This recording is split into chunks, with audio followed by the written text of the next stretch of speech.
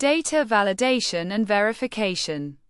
Validation checks whether data is sensible and acceptable. Verification checks whether data has been entered accurately.